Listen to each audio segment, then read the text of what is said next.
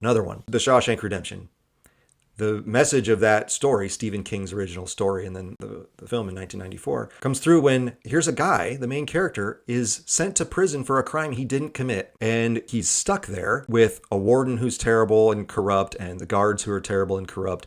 And his buddies in there, though he becomes friends with them, they are like, yeah, man, just, you're not going anywhere. Like, you're in here for life. Might as well just get used to it.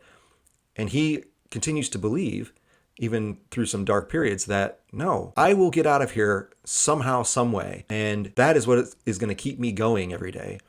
And so Red, who's his friend, who's very cynical and, he's lost hope. He doesn't even care if he gets out at his parole hearings. He's like, whatever. He has to convince Red that you have to have hope.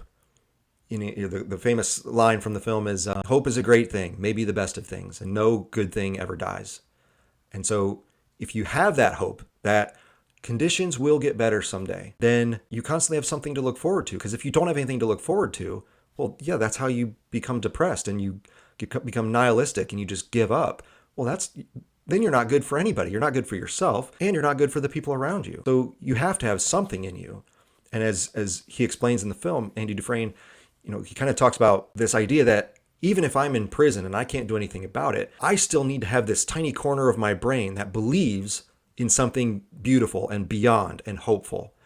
Because that's something no one else can ever take away from you. They can take your body, they can trap you in a cell. But if I have this tiny piece of my mind, well, then I'll always be free. And I'll always be able to choose how I want to respond to the injustices of the world. And that's pretty powerful.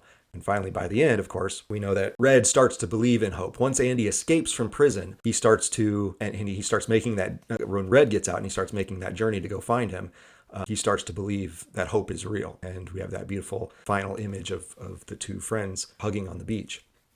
And so all the terrible things they went through by being in prison, and for Andy, for being there wrongfully, he's not even guilty, it ends up okay in the end.